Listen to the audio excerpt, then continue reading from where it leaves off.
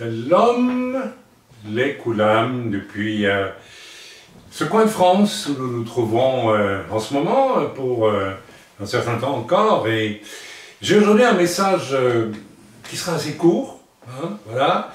Et puis voilà, il va s'intituler « L'extraordinaire générosité de Dieu, confronté », après tout on ne devrait même pas dire confronté, on devrait dire simplement « et notre petitesse, nos terribles petitesses », ces petitesses qui, alors annoncées comme ça, on pourrait dire ça y est, il va nous parler de nos manques, de nos défauts, etc.,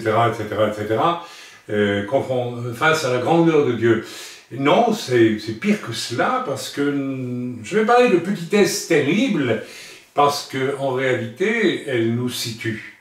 Et elle nous situe soit dans la maison de Dieu, soit en dehors de la maison de Dieu. C'est un thème sur lequel, moi en tout cas, le Seigneur me pousse depuis des mois et des mois à parler maintenant. Est-ce que nous sommes vraiment dans la maison de Dieu? Nous pouvons le professer, nous pouvons le dire, nous pouvons fréquenter une église, nous pouvons fréquenter un mouvement, un pasteur, un serviteur de Dieu, un prophète, un apôtre, tout ce que vous voulez, et ne pas être dans la maison de Dieu. On va donc y venir, et on va déjà d'emblée parler de quelque chose d'extraordinaire qui est la générosité, la grandeur de Dieu, le cœur de notre Dieu, qui est un cœur généreux, ouvert et rempli d'amour pour toute l'humanité. Alors on va simplement lire dans 1 Jean au chapitre 2 et au verset on pourrait dire au verset Dieu, mais on va lire à partir du verset 1er tout simplement, c'est pas trop long, on va lire 2 versets. Mes petits enfants, j'aime bien ça, donc Jean ici, qui est apôtre, s'adresse, n'est-ce pas, aux disciples, aux chrétiens, aux juifs chrétiens, ou non-juifs, qu'importe, de l'époque, ils appellent mes petits enfants. C'est quelque chose qu'il faudrait un petit peu restaurer dans l'esprit de certains chrétiens qui sont indépendants, ne supportent pas qu'on les dirige, ne supportent pas qu'on ait un regard sur eux, voilà, qui sont des maîtres avant d'avoir commencé à être un petit bout de disciples. Bien, mais ce n'est pas cela que je veux parler aujourd'hui, pas du tout. Donc, mes petits enfants, je vous écris ces choses, afin que vous ne péchiez point. Et si quelqu'un a péché, nous avons un avocat auprès du Père, Jésus-Christ, ou Yeshua HaMashiach, comme vous voulez, le juste. Amen. Donc, qui est le seul qui peut, n'est-ce pas, si nous péchons, présenter notre cause en tant qu'avocat auprès du Père, afin que nous soyons pardonnés. Si nous nous repentons, bien évidemment. Alors, la vraie repentance, qui n'est pas seulement une chose que l'on dit comme ça, parce qu'on a été pris sur le fait, comme tant de chrétiens, hein, voilà, on est pris sur le fait, alors on demande pardon parce qu'on est bien obligé, mais il n'y a pas de vraie repentance. La vraie repentance, c'est une décision qui n'est pas du tout, dépend pas du tout du regard des autres, quand ce regard est juste, mais qui doit sortir du cœur, qui doit être un désir profond du cœur. Et je peux vous assurer que de plus en plus, je constate que c'est vraiment une pierre d'achoppement pour beaucoup de personnes qui se disent croyants et finalement, quelque part, au fond, ne sont pas des vrais disciples du Seigneur parce que du cœur, ils n'arrivent pas à se repentir. Alors, vous voyez, ceci est très important parce que je vais parler dans quelques instants de toute la loi de Dieu, de toutes les mitzvot, les 600 et quelques mitzvot, qui sont, n'est-ce pas, voilà, les lois, toutes les lois, et donc qui étaient destinées aux Juifs. Et vous savez, il y a une chose très intéressante, je vais le répéter tantôt d'ailleurs, un ami m'a expliqué, il y a un certain temps, qu'il avait fait une étude de chacune de ces lois, et il a constaté que toutes ces lois, en réalité, sauf celles qui entraient au temple, et puisque le temple n'est plus debout, et on ne peut plus donc y faire les sacrifices en ce moment, etc. Mais en réalité, toutes ces lois-là, un véritable chrétien, sans faire d'efforts, sans chercher à les respecter, ces lois, du cœur, et conduits par l'Esprit de Dieu, ils les respectent. Donc nous sommes vraiment là sous quelque chose d'extraordinaire. Nous n'avons plus à nous questionner est-ce qu'il faut ou pas respecter la loi. Celui qui est né de nouveau la respecte dans toutes les lois de Dieu, parce qu'elle monte à sa conscience. S'il est vraiment né de nouveau, s'il est vraiment un frère en Yeshua et de Yeshua, l'Écriture nous le dit, eh bien, puisque Yeshua est venu accomplir toute la loi, donc il ne la rejette pas, ça signifie aussi que ce qui est greffé dans le cœur, c'est la capacité immédiate, directe, tout de suite, devant n'importe quelle circonstance, dans quelque contexte que ce soit, de savoir, au fond de nous-mêmes, ça je fais, ça je fais pas. Et c'est tout à fait étonnant ce que cet ami a découvert, qu'en réalité, toutes ces lois, eh bien, un chrétien véritable, il les accomplit même sans y réfléchir, par le fait de l'esprit. Alors, lisons maintenant le verset 2, puisque c'est ce verset qui m'a bouleversé lorsque je l'ai lu. Il est, donc, en parlant de Yeshua, de Jésus-Christ, il est lui-même une victoire expiatoire, une victime, on pourrait dire une victoire aussi, expiatoire, une victime expiatoire pour nos péchés, et non seulement pour les nôtres, mais aussi pour ceux du monde entier. Mes amis, quand j'ai lu ces quelques mots du monde entier, j'ai été saisi de quelque chose de très spécial. En une fois, je me suis vu transporté devant une réalité qui nous échappe tellement, tellement, tellement. Nous sommes tous tellement tributaires de nos propres personnes, de ce que nous souhaitons. Même si nous sommes dans le ministère, nous sommes attaqués, nous avons une vision, nous voulons une pensée que nous disons de Dieu. Et alors, tout tourne autour de cela.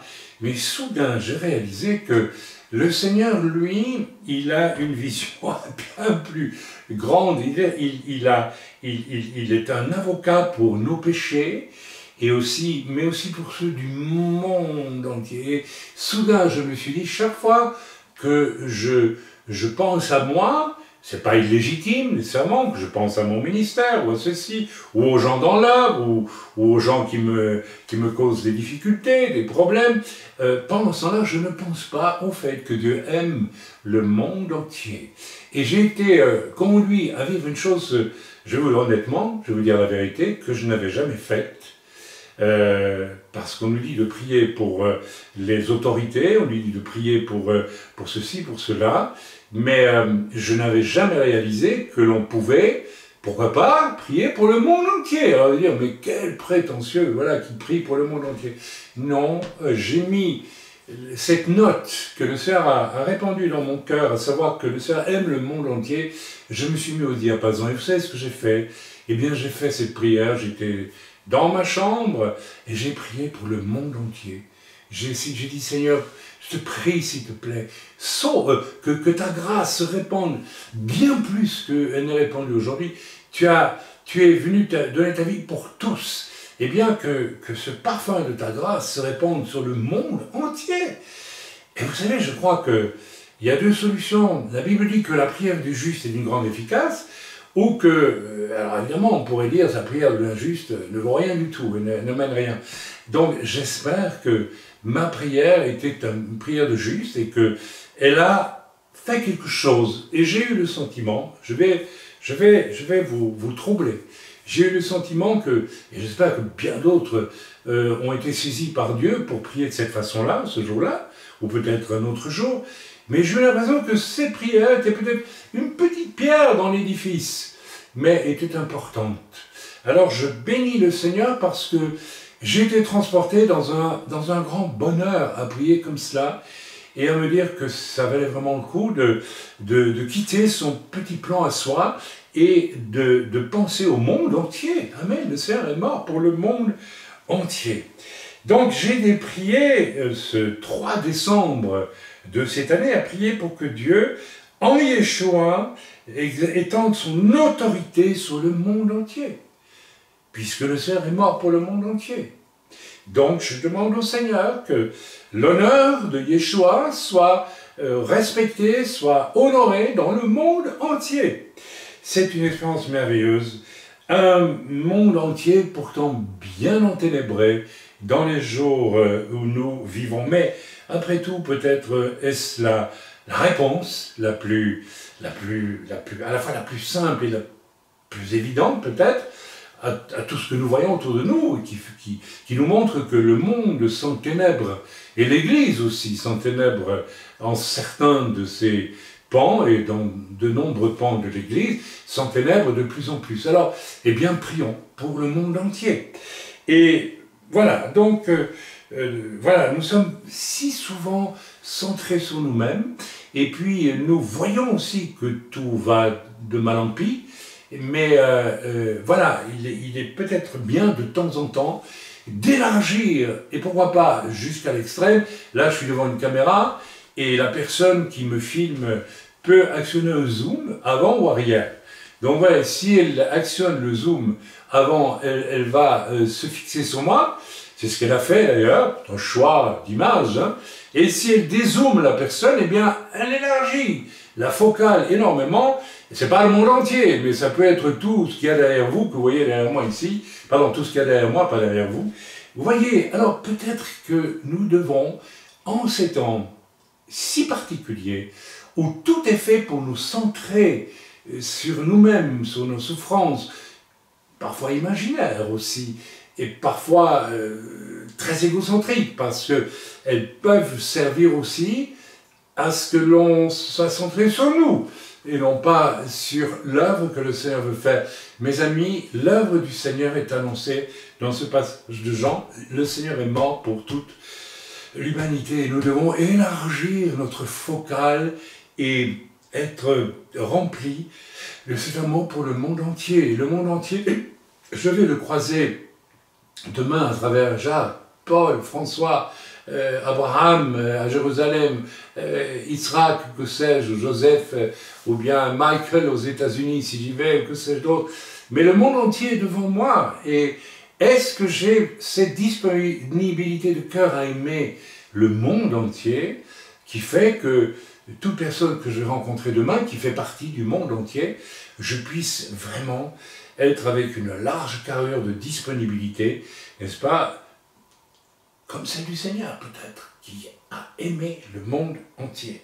Voilà, donc élargissons de temps en temps, et peut-être fondamentalement, le champ de nos préoccupations et prières.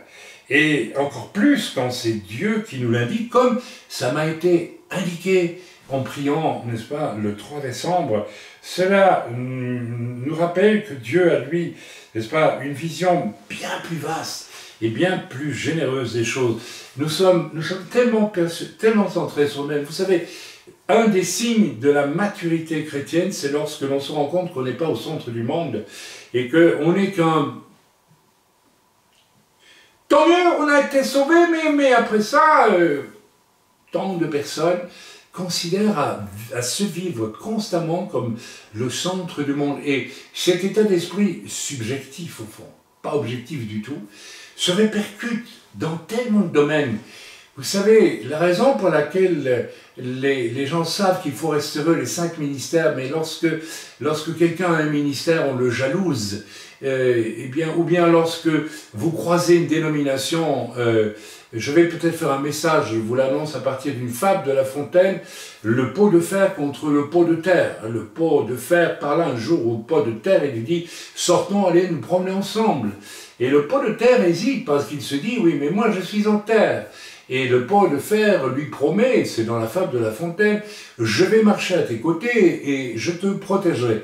Mais il se passe ceci, c'est qu'il marche à côté l'un de l'autre et à un moment donné, bien sûr, un faux pas du pot de terre et paf, il cogne le pot de terre qui est le pot de fer, pardon, un faux pas et il cogne le pot de terre qu'il avait pourtant promis de protéger et il le casse. Mes amis, j'ai pensé à des ministères que j'ai croisés et j'ai croisé ça plus d'une fois qui voulaient que je me balade avec eux parce qu'en fait ils me voulaient pour eux. Et puis en marchant à leur côté, je me suis trouvé comme un pot de terre cassé, n'est-ce pas? C'est un message qui viendra prochainement. Donc, savoir suivre la pensée de l'esprit pour voir jusqu'où nous devons aller dans nos relations avec qui que ce soit d'ailleurs. Amen. C'est important. Mais ça nécessite aussi beaucoup d'humilité. Attention, ce n'est pas ici un encouragement que je lance aux gens qui se veulent indépendants. Hein. C'est un autre sujet. Bien. Ok. Alors, nous allons passer maintenant à un autre verset, le verset 3. Donc tout cela, voilà, va nous amener maintenant à ce verset 3. Si nous gardons, donc Jean ici enchaîne, hein, il dit, le Seigneur est mort pour le monde entier, et il dit ensuite, si nous gardons ses commandements, nous savons par cela que nous l'avons connu. Celui qui dit « je l'ai connu » et qui ne garde pas ses commandements est un menteur, et la vérité n'est point en lui. Alors c'est une autre étape du message ici.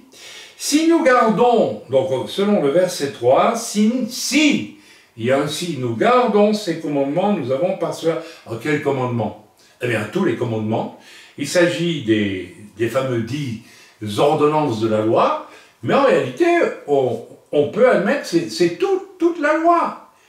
Oui, ne vous effrayez pas tout de suite lorsque je parle ainsi, je vous ai déjà donné un avant-goût, une mise en bouche avec le fait qu'en réalité, celui qui est vraiment né de nouveau, il pratique sans le savoir, sans même y réfléchir, il va avoir une conscience sensible et c'est un ami qu'il a étudié, qui s'en est rendu compte, un ami chrétien d'origine juive qui a étudié la question. Vous allez automatiquement accomplir, vous aussi, toute la loi. Amen. Donc, si nous gardons ces commandements, il n'est pas ici question ici de certains commandements et de pas d'autres, il va aller de tous les commandements.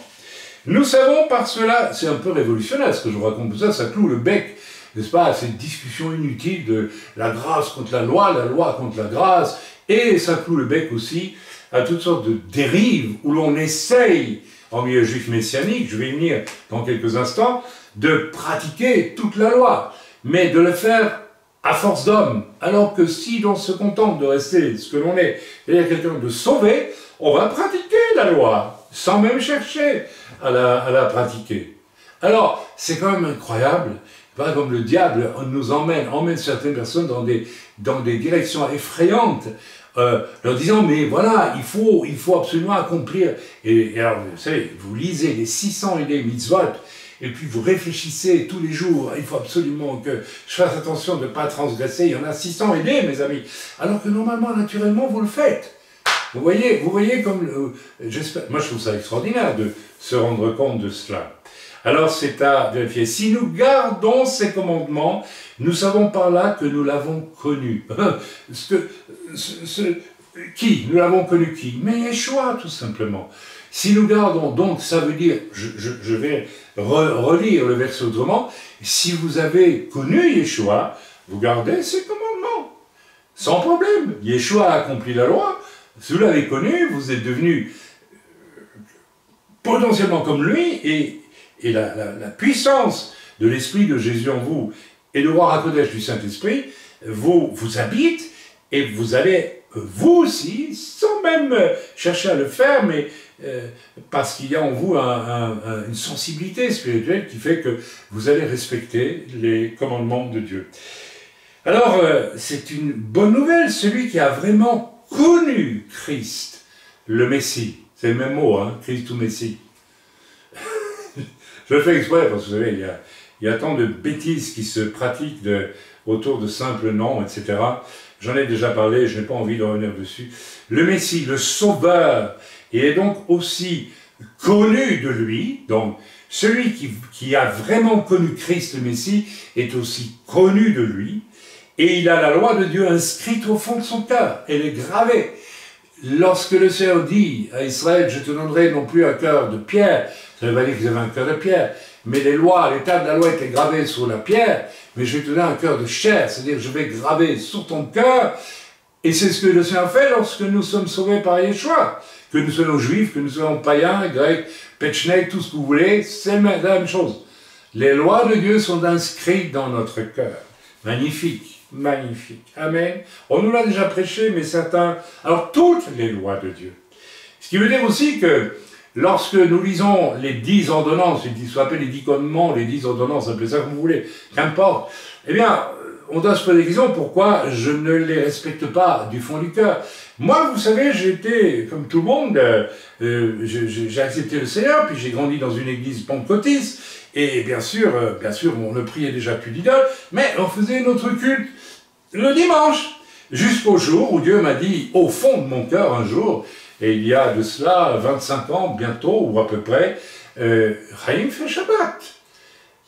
Pourquoi Dieu m'a dit de faire Shabbat? Mais parce que tout simplement, c'est un commandement de Dieu, et l'Esprit de Dieu m'a appelé. Dieu a été patient avec moi pendant 10 ans à peu près, 10-12 ans, parce que j'étais formaté évangélique, et voilà. Et vous savez, juste une parenthèse, tous les grands mouvements de réveil dans l'histoire de l'Église sont revenus au Shabbat, parce que c'est un commandement de Dieu. Amen. On ne va pas revenir dessus, on a déjà si souvent parlé, il y en a d'autres aussi, amen. Et on va parler un peu d'un commandement en particulier qui est largement bafoué. Il est bafoué non pas par ceux qui sont connus de Dieu et qui ont connu Jésus, Yeshua, de manière intime, dans un salut, mais il est toujours bafoué par des gens qui n'ont pas connu Yeshua ou qui ont abandonné Yeshua. Et je vais en parler dans quelques moments et c'est extrêmement important. Voilà. Donc je l'ai dit, ceux qui, n'est-ce pas, ont vraiment connu Christ, le Messie, et dont les lois de Dieu sont inscrites au fond de leur cœur, n'ont pas besoin de chercher à respecter les lois de Dieu. Elles viennent sans cesse spontanément à leur esprit et à leur cœur. Même ce qui va battre en brèche tout un travail qui se fait dans certains milieux où l'on a décidé que parce que l'on est juif, et beaucoup de non-juifs adhèrent à cela aujourd'hui, il faut absolument se préoccuper des 600 et commandements, etc., etc., etc. Et même dans le domaine de la cacheroute, vous savez, si vous laissez l'Esprit de Dieu vous conduire, vous n'aurez pas de difficulté à obéir au Seigneur, tout simplement. Et je vais aller très loin. Je pense que pour un chrétien qui n'a absolument rien connu de par sa culture, n'est-ce pas, aux mitzvot, aux 600 et des mitzvot de la loi, eh bien le Seigneur va patienter, mais je suis sûr que Dieu va travailler peu à peu dans son cœur pour l'amener là où il n'obéit pas encore au commandement à, n'est-ce pas, les respecter. Non pas parce qu'il s'en préoccupe, mais parce que l'Esprit de Dieu, j'aimerais tellement vous faire que vous compreniez la différence. Mes amis, je n'ai pas pratiqué le Shabbat pendant des années parce que pour moi, le culte se faisait le dimanche, voilà, c'est tout. On ne m'a même pas expliqué pourquoi ça faisait le dimanche. C'était une habitude, comme ça, là. Et comme on ne vous explique pas les choses, on croit que c'est comme ça de toute éternité, si j'ose m'exprimer ainsi, en tout cas depuis 2000 ans, c'est le message qu'on vous envoie. Eh bien non, il a fallu qu'un jour l'Esprit de Dieu travaille mon cœur, il dit non, c'est pas vrai, c'est pas biblique, c'est pas dans mes commandements. Alors j'ai obéi au Seigneur du cœur, mes amis. Et vous savez, c'est peut-être la clé de tout le message. Est-ce que nous vivons une relation de cœur avec le Seigneur et avec les autres? Je pense qu'on reconnaît un véritable croyant en ce qu'il obéit de cœur à Dieu et qu'il obéit de cœur aussi aux autres lorsqu'il doit obéir aux autres. Amen. Donc, ceci est très important. Et bien sûr, voilà que je mets vraiment le doigt sur un problème dans beaucoup de milieux messianiques où on pense qu'il faut absolument scruter toutes les lois pour les pratiquer. Alors qu'en réalité, on n'a pas à les scruter. On peut se scruter soi-même, on va se rendre compte que si on veut en prendre la peine, on peut les lire toutes là, hein, on peut toutes les lire, sauf celles qui ont trait au temple parce qu'on ne peut plus les pratiquer. Et puis on peut s'observer et se rendre compte que sans chercher à les respecter, on va les respecter parce que l'Esprit de Dieu, l'Esprit de Yeshua, l'Esprit de Jésus est en nous et qui nous pousse automatiquement à ne pas aller contre les lois de Dieu. Amen. Donc ceci est extrêmement important et il faut absolument en tenir compte. Amen. Bien, je continue. Donc il n'a pas besoin, le vrai croyant né de nouveau, de chercher à respecter les lois de Dieu. Elles viennent sans cesse spontanément à son esprit, à son cœur. L'esprit et le cœur. C'est très important face aux circonstances. Je crois que ce qui manque beaucoup à beaucoup de croyants, ou de gens qui se disent croyants, ou qui ne sont peut-être pas vraiment les nouveaux, eh bien c'est le cœur de Dieu, mes amis. Vous comprenez maintenant pourquoi j'étais tellement ébloui, pas ébloui, mais réjoui lorsque j'ai compris que le Seigneur me demandait, n'est-ce pas, là, le 3 décembre, il y a quelques jours, de prier pour le monde entier. C'est ça le cœur de Dieu, mes amis. Ok, nous avons besoin de ce cœur large, ce cœur qui supporte tout, qui pardonne tout, qui ne soupçonne pas le mal. Oh, qu'est-ce que j'ai vu, n'est-ce pas, le mal soupçonné. J'ai connu des tribunaux. Je ferai un enseignement là-dessus, sur les mensonges répandus et puis entretenus par des serviteurs de Dieu eux-mêmes, parce qu'ils n'ont rien compris à l'amour. L'amour ne soupçonne pas le mal. Donc si on entend du mal de quelqu'un, il faut absolument, n'est-ce pas, être certain. Il faut faire ce qu'il faut pour être certain, s'il est nécessaire, de piocher la chose et avant de porter un jugement. Généralement, ce n'est pas du tout ce qui se passe. Ce n'est pas le sujet de ce que je voulais vous dire. Donc voilà. Voilà. Allons lire maintenant le verset 4. Celui qui dit « Je l'ai connu », Yeshua, et qui ne garde pas ses commandements est un menteur. Mes amis, menteur, c'est grave. Menteur, c'est grave parce que ça nous précipite dans le monde du menteur par excellence, qui est le diable. L'Écriture dit que le diable est menteur dès le commencement, il ment tout le temps. C'est un menteur. Donc celui qui dit avoir connu Yeshua, qui lui, il n'y a pas de place de mensonge dans le cœur de Dieu, eh bien, et qui ne garde pas ses commandements, est un menteur. Oh là là, mais là, ça va très très loin. Alors, pendant que je faisais mes cultes le dimanche, étais-je un menteur? Non, parce que je ne savais pas que, je n'étais pas encore interpellé par l'Esprit de Dieu pour garder ce commandement du Shabbat. Alors, par contre, depuis que j'ai été interpellé par l'Esprit de Dieu, et si par facilité, parce que ça n'a pas été simple du tout, je me rappelle qu'à l'époque, nous avons été parmi les premiers, à peu près, en France, à retourner au Shabbat de manière publique, hein, je me rappelle, et puis je me souviens avoir reçu de ces courriers où j'allais en enfer, où j'étais un homme perdu, etc., etc., etc. Voilà. Quelques années après, les mêmes personnes ont commencé à se questionner sur les racines juives, et notamment sur le Shabbat. Donc il avait fallu que j'aie le courage d'obéir au roi Hakodesh et d'aller de l'avant avec cela.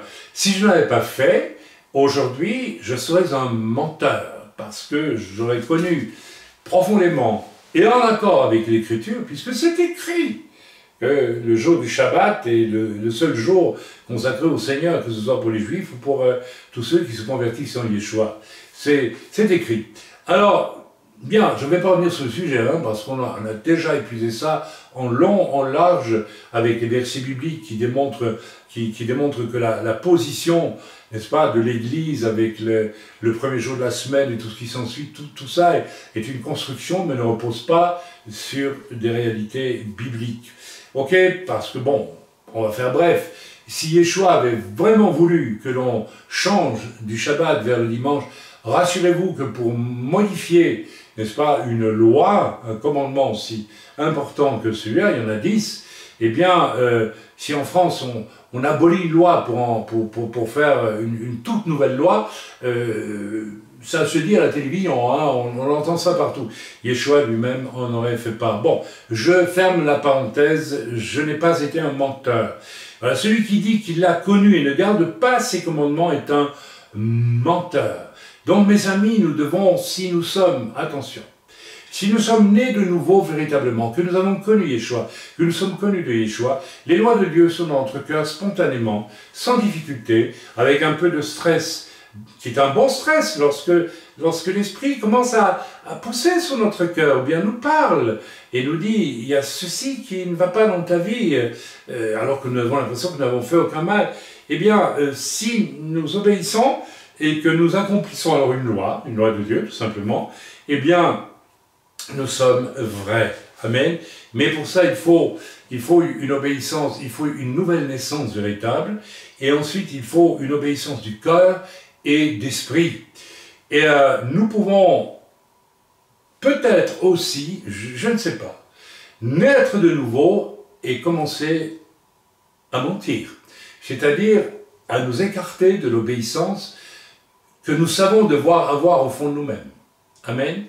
Il y a par exemple un proverbe, c'est pas vraiment une loi, mais qui dit que la fréquentation les mauvaises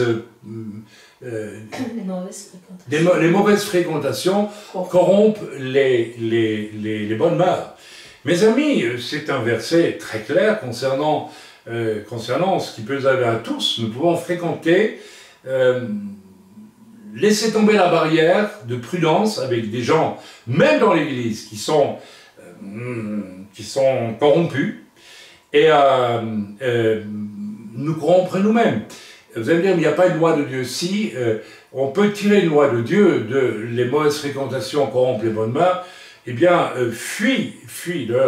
Il y a plein de passages dans l'Écriture qui va nous dire de fuir, n'est-ce pas, tout ce qui est du monde, tout ce qui est corrompu. Israël, rentrant en Eretz Israël avec Josué, le Seigneur était très clair, il a dit, tu sépares ce qui est tous ces peuples païens, et même tu les détruis dans leur fondement spirituel et même physique, pour ne pas te corrompre. C'est la plus grande inquiétude que Dieu avait et que les dirigeants d'Israël avaient, c'était qu'Israël ne se corrompe avec, n'est-ce pas? Donc il y a là une espèce de commandement implicite qu'il faut accepter.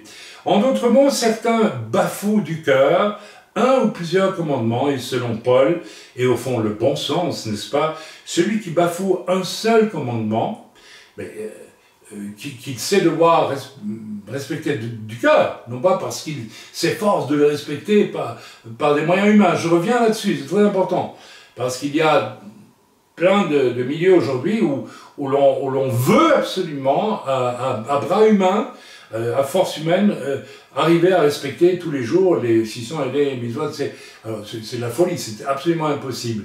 C'est seulement si nous sommes connus de Yeshua et que nous connaissons Yeshua que spontanément, je crois que je me suis assez étalé sur le problème, et nous allons obéir à ces commandements. Amen.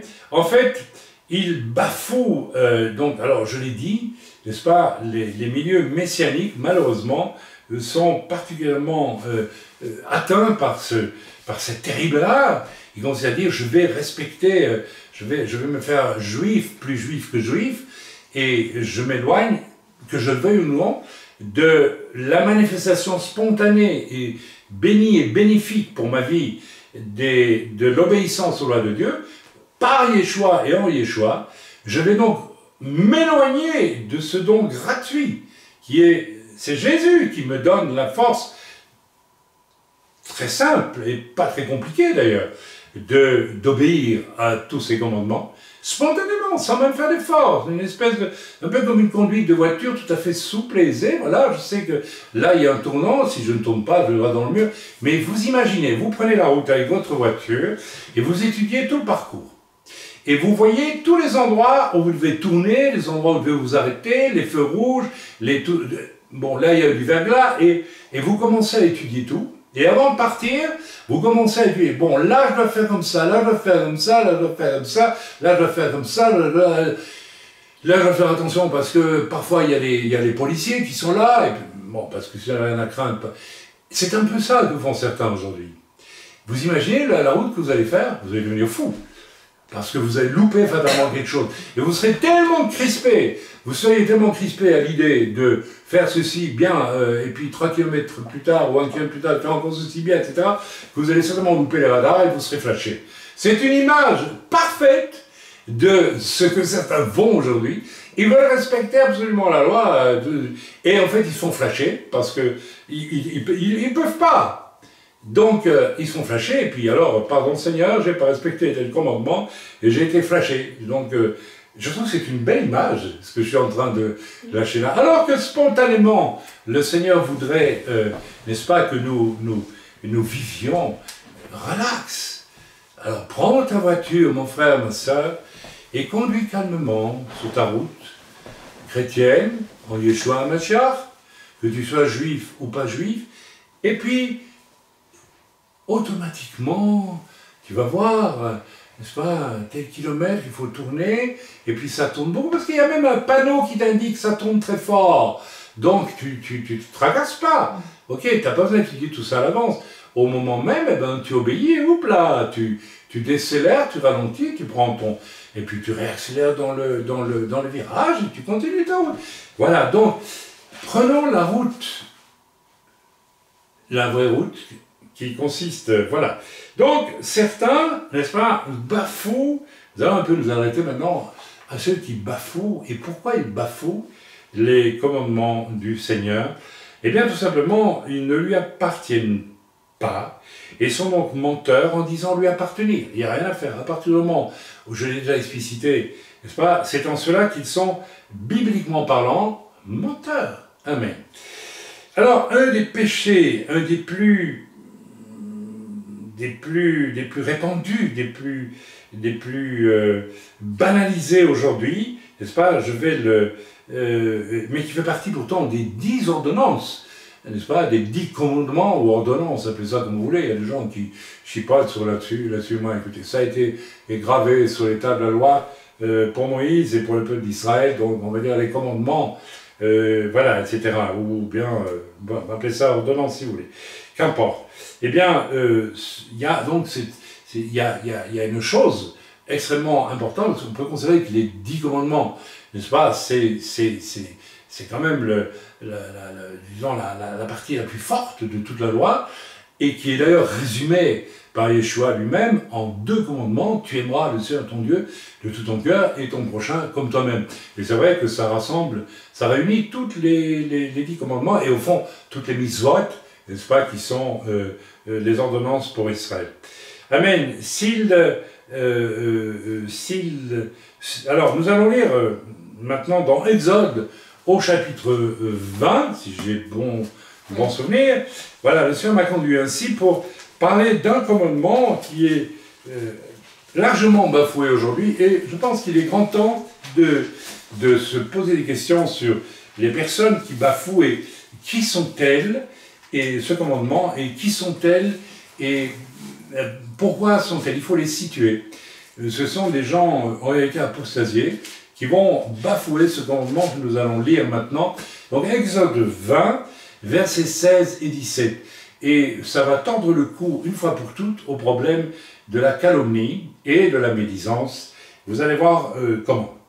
Et il est grand temps, je pense que si nous voulons que le peuple de Dieu puisse élargir sa vision d'amour au monde entier, il est grand temps aussi qu'il soit débarrassé, mais alors solennellement débarrassé des mensonges qui courent dans le corps de Christ. Combien de fois j'ai dit autour de moi, des serviteurs de Dieu, etc., mais pourquoi, et je sais que ça voit dans tout le corps de Christ, si on a quelque chose à me reprocher, pourquoi est-ce qu'on ne vient pas me le dire, mais dans une dimension quand même de respect? Vous êtes quand même toujours supposé innocent avant d'être condamné en justice. Mais vous savez, pour les chrétiens, non, vous n'êtes pas... voilà, vous êtes condamné par la rumeur. Alors, je crois qu'il faut tordre le cou une fois pour toutes à cette maladie, parce qu'elle vient du diable et est le fait de gens qui ne sont plus des disciples du Seigneur. Lisons ensemble Exode 20, versets 16 et 17. Donc alors on peut lire même depuis le début, hein, voilà, on peut lire.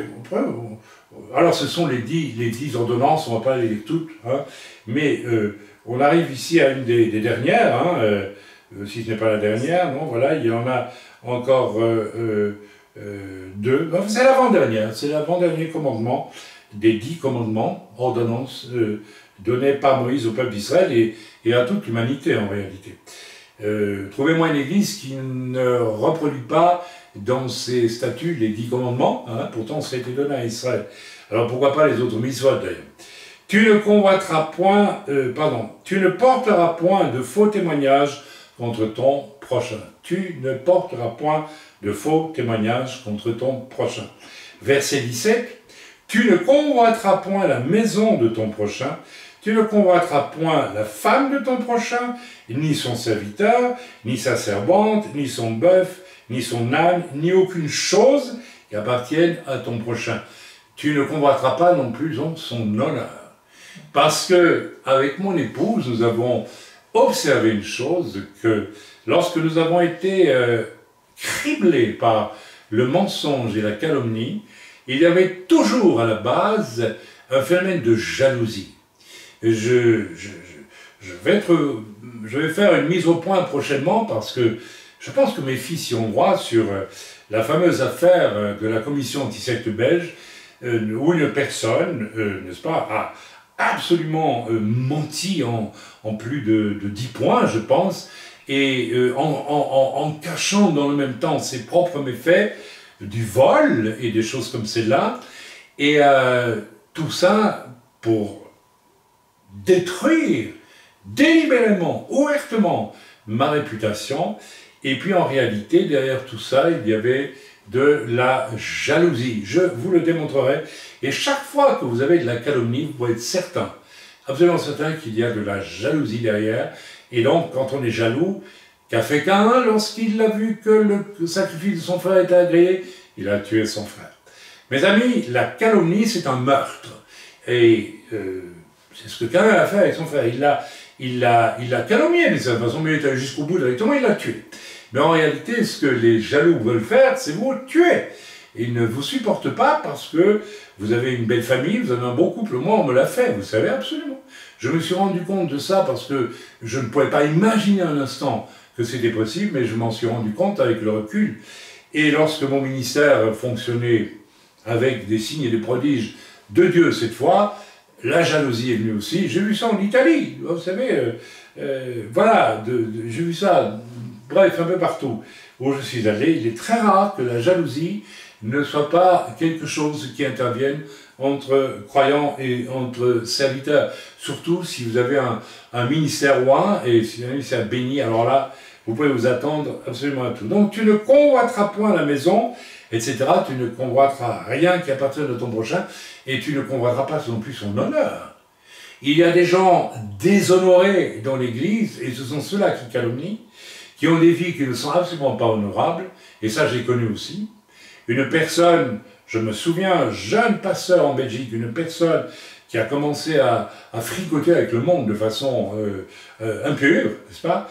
Et lorsque nous l'avons interpellé, a refusé de se soumettre aux anciens et a quitté la place, et sa propre fille m'a prévenu, est venue me parler, m'a dit « fais attention », elle a employé des mots beaucoup plus « fais gaffe », elle a promis de te détruire. Et je peux vous dire que cette personne a été la personne qui a influencé la personne qui a fait ce témoignage devant la commission anti-secte. Ça va très loin ces choses, mes amis. Voilà donc un commandement qui est... nous allons un peu analyser maintenant pourquoi... alors, je l'ai dit, s'ils se suivent ces deux versets, c'est qu'il y a un lien entre le verset 16 et 17, c'est-à-dire que nous allons calomnier autrui parce qu'en fait, au fond, nous le jalousons. Ce n'est pas un hasard si dans les 10 commandements de la loi, ces deux commandements se suivent. Donc, je vous l'ai dit devant vous, vous pouvez le lire dans vos Bibles, et il n'y a jamais de hasard avec le Seigneur. Donc, mes amis, à partir d'ici, vous êtes déjà prévenus, si vous entendez du mal sur un serviteur de Dieu, ou un frère ou une sœur, quel qu'il soit, eh bien, vous devez savoir qu'il y a beaucoup de chances, si le témoignage de ce serviteur vous paraît être loin et correct, vous pouvez être à peu près sûr qu'il y a derrière tout ça de la jalousie. Et la jalousie, c'est Caïn qui tue Abel, mes amis. Il faut arriver à se mettre ça dans la tête une fois pour toutes. Alors bien sûr, il y a aussi des évidences lorsque l'on a une foultitude et puis parfois une conviction aussi. J'ai eu moi-même certaines convictions avec certains oins qui pour moi étaient de faux oins, des convictions spirituelles, qui s'est confirmé avec les années, béni, par exemple, je le dis ouvertement, hein.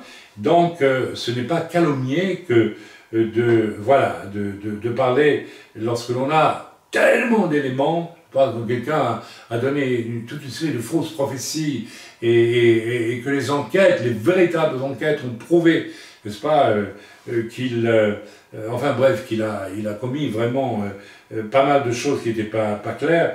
Eh bien, donc, la clé de la calomnie, je l'ai dit, je reviens à l'essentiel, ou même de la médisance, et le plus souvent, la jalousie, l'envie, et souvent le propre échec des personnes, n'est-ce pas, les chrétiens vaincus par le monde, n'est-ce pas, deviennent toujours les pires calomniateurs. Amen.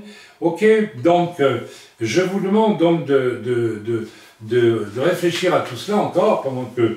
Et d'une manière très étrange, je n'ai pas fait exprès, hein, pendant que je préparais ce message, il y avait une feuille de papier, voilà, qui est donc un message qui m'a été envoyé par une personne en 2015, et ce message, ce bout de papier sortait de ma bibliothèque, et il était là depuis 2015, je pense.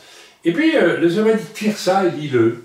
Alors, je l'ai tiré, je l'ai lu, et je vais vous le lire, parce que c'est le mail que m'a envoyé une personne qui était profondément impliquée dans l'intercession.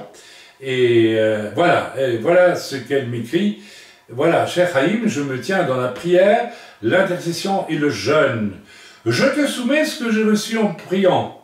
Je voyais un fleuve qui, je le savais, représentait le flot de haine et de colère, de calomnie, de médisance dirigé vers Elisheba, ma pauvre épouse, et toi et contre l'œuvre. J'ai demandé au Seigneur comment prier. Il m'a dit, prie pour que ce fleuve se dessèche. Après avoir prié, j'ai de nouveau une vision de ce même fleuve avec beaucoup moins d'eau, jusqu'à ressembler à un ruisseau. Alors, entre parenthèses, il s'agissait d'une personne qui avait reçu, à partir d'un temps de formation en marchant, un appel à l'intercession. Hein. Il y en a d'autres, qui ont reçu d'autres appels. Et donc elle s'est mise au travail, dans l'intercession, est devenue une espèce d'intercesseur, on va dire de pointe. Et voilà, je ferme la parenthèse. Je reprends la lecture de ce qu'écrit cette personne. Le passage où il lit « A prier pour que la pluie s'arrête m'est venu à l'esprit ». Jacques 5, 17, 18 aussi.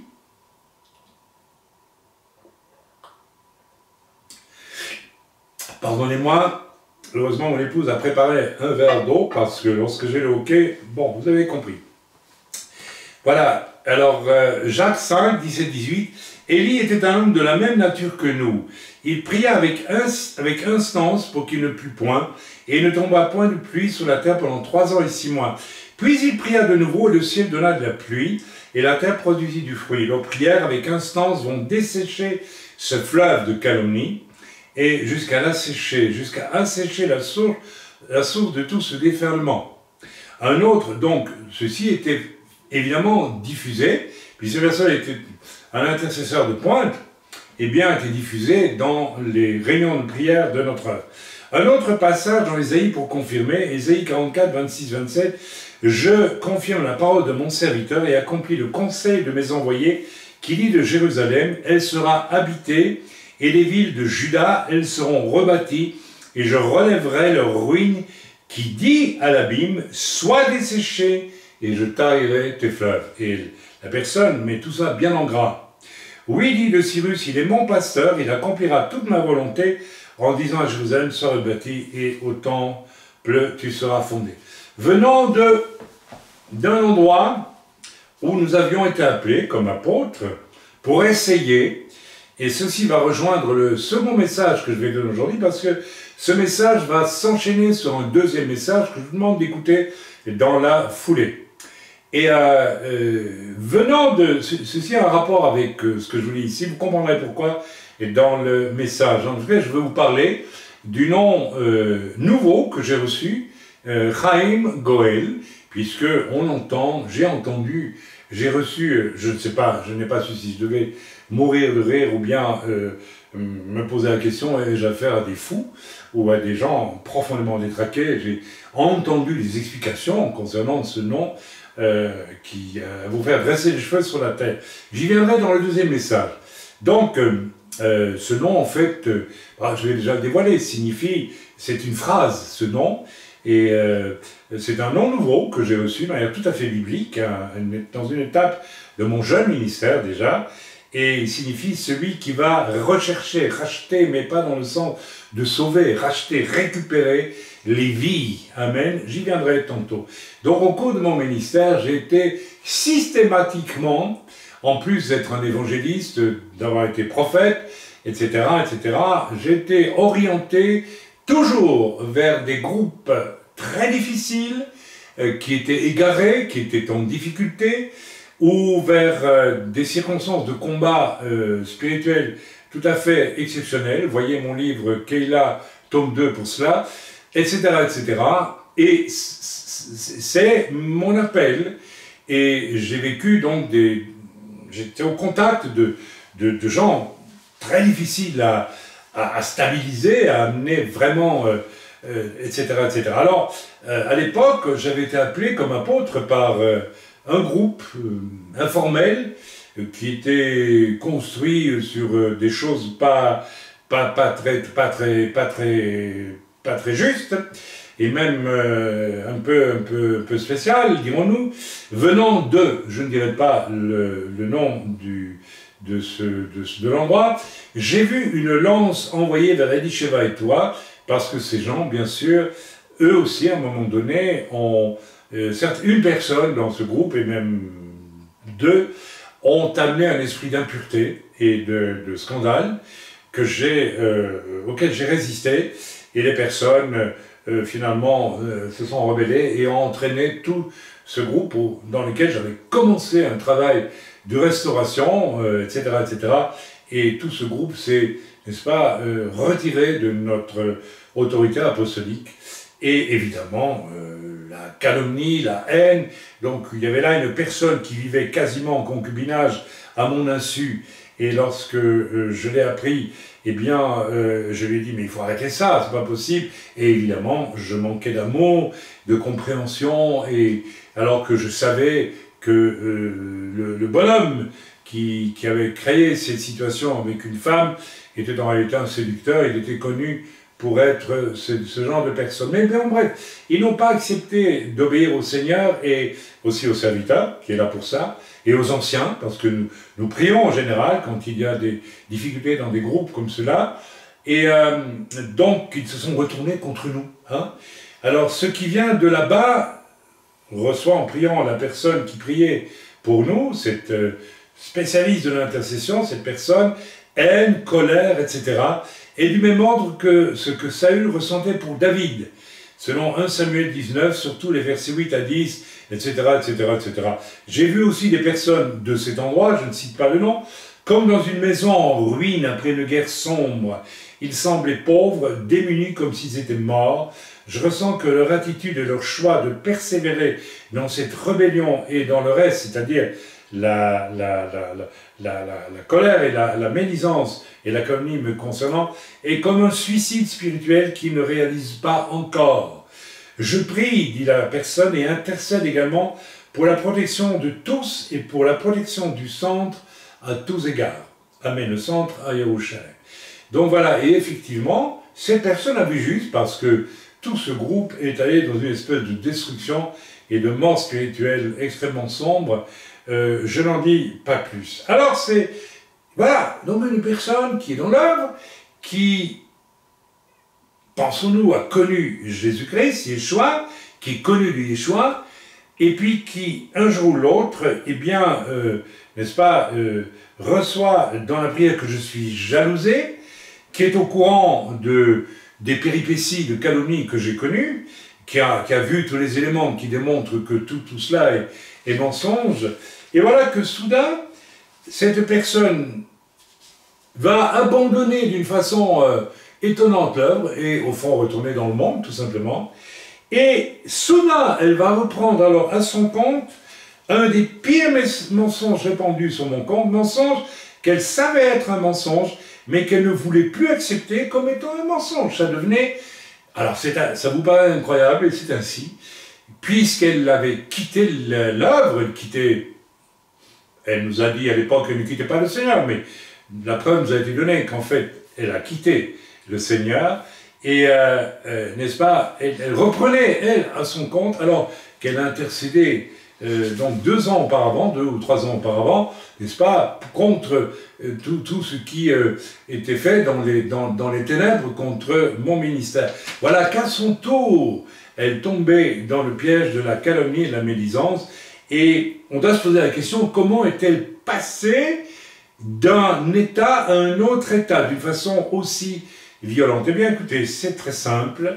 Cette personne était investie, n'est-ce pas, à un moment donné, dans un terrain très aride au niveau de l'intercession.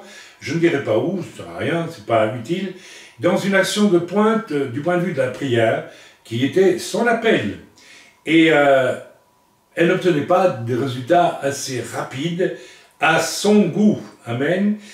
Et en parallèle, depuis pas mal de temps, j'avais perçu qu'elle avait des fréquentations dites chrétiennes, douteuses et dangereuses. Je l'avais prévenu, je l'avais reçu très fortement priant aussi, et parce que tout ça se faisait à la douce, comme cela, sans faire de scandale. Mais vous savez, comme le dit ce proverbe, la fréquentation des gens corrompus, n'est-ce pas, corrompent les bonnes mœurs.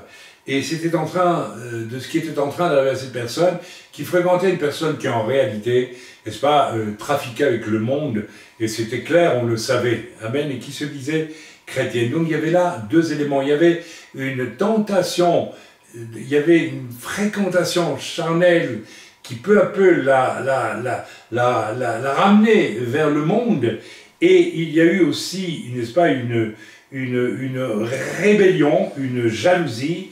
Alors on va lire maintenant au verset 15, on retourne dans Jean, j'y étais là, j'y retourne, parce que c'est très très important.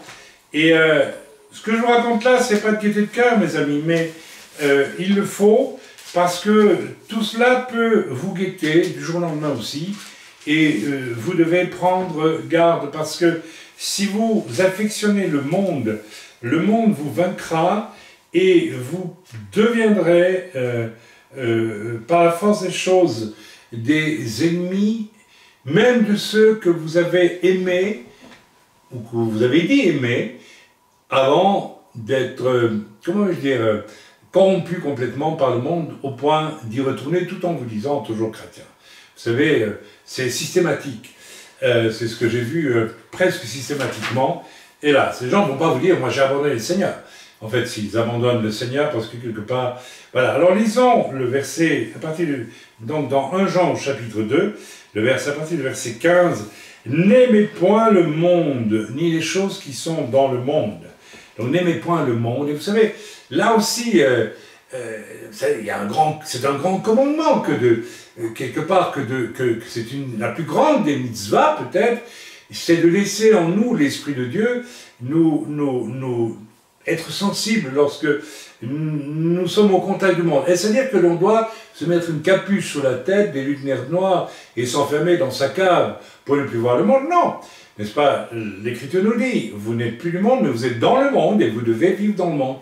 Mais il y a une façon de vivre dans le monde qui fait que l'on a en nous une espèce de fine paroi très sensible qui va nous montrer quand nous devenons conciliants avec le monde, ou quand nous restons dans une position de sagesse par rapport au monde, et lorsque par exemple nous perdons le désir de témoigner aux gens dans le monde, et que nous commençons ça peut arriver très vite, à trouver les gens du monde sympathiques, etc., etc.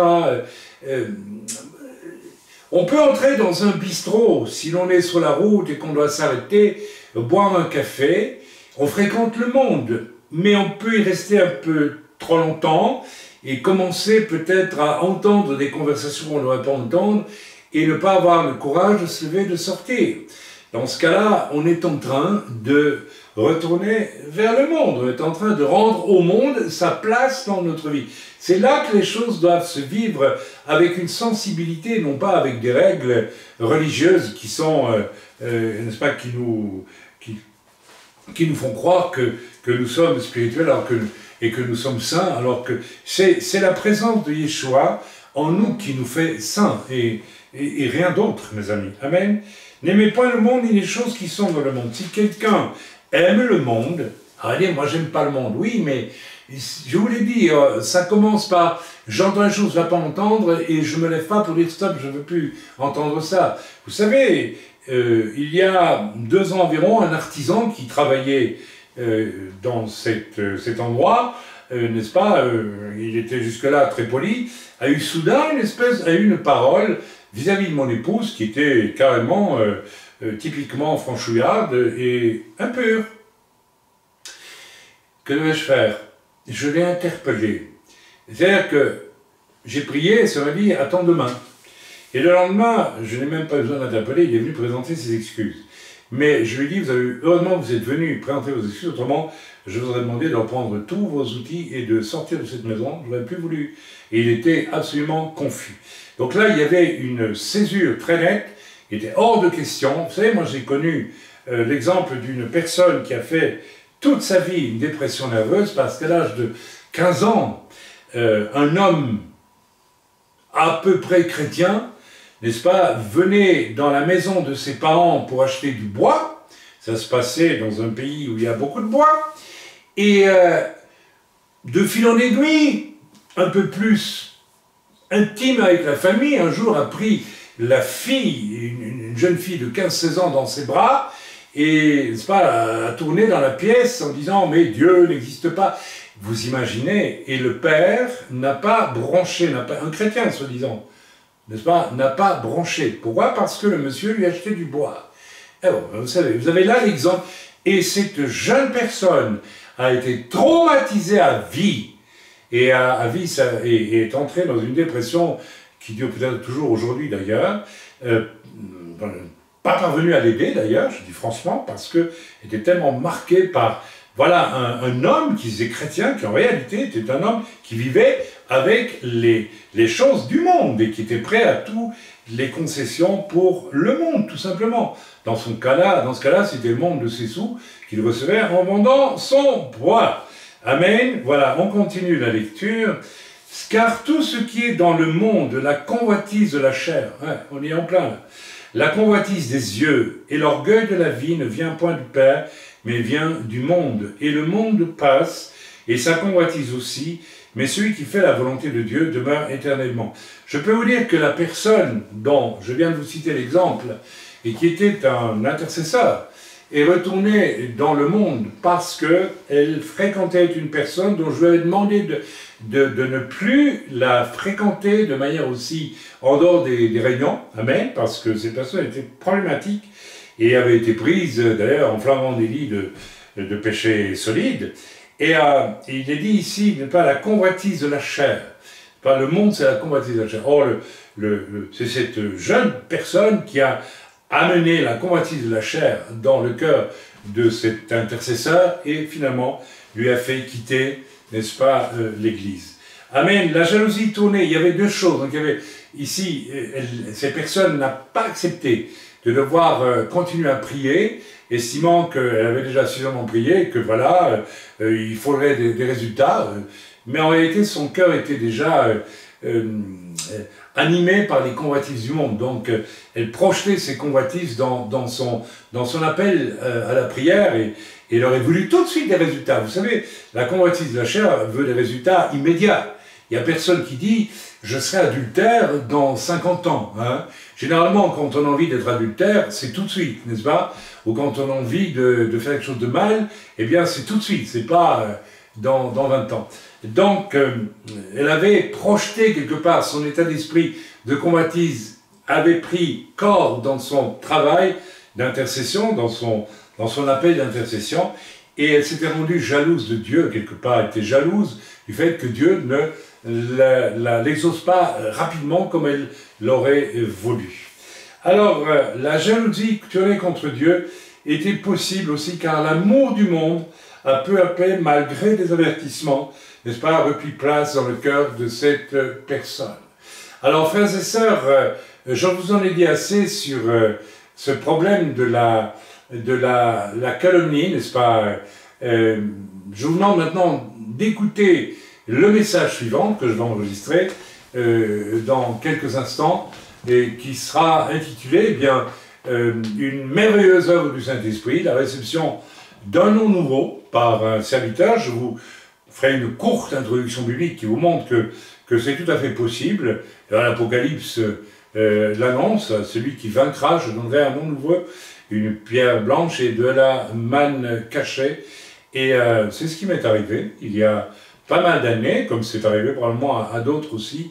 Et je vais donc vous en parler parce que c'est cette œuvre de l'Esprit, qui est une œuvre magnifique, que j'ai vécue il y a tant d'années maintenant, au moins 32 ans, hein, moi j'ai quelque chose comme ça, même plus, hein, eh bien, a été transformée en une pure horreur dont on ne sait pas s'il faut rire ou pleurer. Et donc je vais y venir dans quelques instants. Rappelez-vous donc simplement une chose, lorsque la calomnie, n'est-ce pas, vous court, ou la médisance, ou bien que des choses graveleuses, ou bien vraiment bien lourdes courent sur quelqu'un, eh bien, vous pouvez être à peu près certain que tout cela est à base de gens jaloux, voire de gens qui ont abandonné la foi et sont retournés dans le monde. Et je l'ai vu, mais depuis le début de mon ministère jusqu'à aujourd'hui. Vous savez, la personne qui m'a traîné à coups de mensonge devant une commission anti-secte, eh bien, elle a abandonné la foi, elle s'est mise en concubinage avec un païen, et elle a abandonné le Seigneur, tout simplement. Donc, voilà, on peut dire qu'une personne qui abandonne la foi va être retournée, va retourner sa veste, le diable va lui faire retourner sa veste, et au lieu de s'accuser elle-même, d'avoir abandonné la foi, et puis de pécher, d'être retournée vers le monde, ce qu'elle ne va pas faire, puisqu'elle le fait et qu'elle ne veut pas. Vous savez, il y a un pécheur qui a renié le Seigneur, il ne va jamais dire qu'il a fait le mal. Il va vous dire, c'est un peu comme Caïn, quand le frère vient le trouver, il dit, qu'as-tu fait de ton frère? Dis-moi, je ne suis pas gardien de mon frère, j'ai rien fait de mal. Il ne va pas dire qu'il a mal fait, il ne va pas dire, j'ai tué mon frère, c'est pas bien, pardonne-moi Seigneur. C'est des choses qu'il faut comprendre, qu'il faut connaître. Donc, ne soyez pas surpris, et puis faites attention à vous-même, mes amis, parce que vous pouvez avoir un appel, vous pouvez servir le Seigneur, vous pouvez être vraiment, vous savez, la personne dont je vous ai parlé a passé de nombreuses années parmi nous. Voilà, alors je ne cite pas de nom, bien sûr, comme ça, personne, et puis c'est pas important si non, parce que je vais vous dire quelque chose, je prie pour cette personne, et je souhaite qu'un jour elle prenne conscience de son erreur et qu'elle revienne quand même au Seigneur. Mais prenez garde, mes amis, prenez garde parce que l'amour du monde est le départ du problème, vous savez. Si vous fréquentez des gens corrompus, et vous savez qu'ils sont corrompus, mais vous êtes copains avec, amis avec, parce que vous faites prévaloir votre amitié au lieu de prendre... Si vous connaissez vraiment qu'une personne est pécheresse, et que c'est devenu patent, et que l'Église a pris position aussi par rapport à ça, eh bien, tenez-vous à distance. N'allez pas au restaurant, vous amuser, parce qu'après le restaurant, on va danser. Et c'est ce qui s'est passé. Et puis après la danse, ma voix, il y a tout ce qu'on veut. Il y a le monde, n'est-ce pas? Donc, prenez garde à toute affection charnelle pour quelque personne que ce soit qui serait connue, mais vraiment connue par l'Église comme personne dangereuse, parce que, voilà, pécheresse, et puis douteuse. Et puis, faites attention aussi au fait que si vous ouvrez la porte au monde, vous ouvrez la porte au diable dans votre vie, et après, vous serez retourné. Et je peux vous dire que systématiquement, quand j'observe le vécu des gens qui calomnient, mais alors à fond, hein, qui vous lâchent de ces choses énormes, et je pense que c'est le cas aussi, je vais le dire ouvertement ici parce que c'est important, les personnes qui répercutent ces choses sans rien savoir.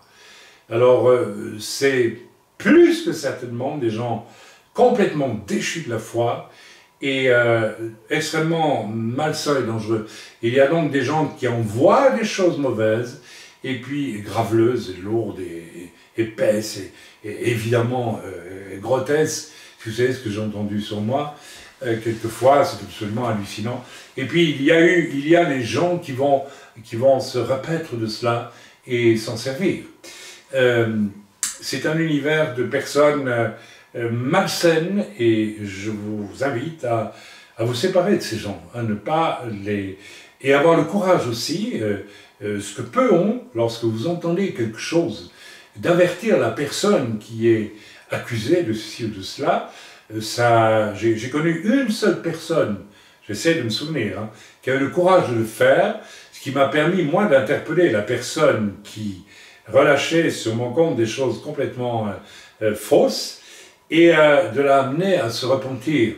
Parce que là, la personne a été dévoilée. Mais vous savez, quand tout ça se fait dans les coulisses et dans le secret, on peut dire tout ce qu'on veut. Hein. Surtout aujourd'hui, avec Internet et les réseaux sociaux, là, on peut dire tout ce qu'on veut derrière un email anonyme. Et puis, voilà, donc tenez-vous loin de tout cela. Et pensez un peu à notre Dieu qui aime le monde entier. Élargissez l'espace de votre tente avec du cœur. Et aimez aussi peut-être les serviteurs de Dieu qui mènent des combats qui ne sont pas simples du tout, et qui ont besoin bien plus d'amour et de soutien que, n'est-ce pas, de doute et d'entendre des choses atroces sur leur compte, des choses complètement inventées et inversement proportionnelles à la réalité très souvent. Voyez, soyez bénis dans le nom de Yeshua, et venez donc écouter le deuxième message tout de suite, là, maintenant. Soyez bénis dans le nom de Yeshua. Amen.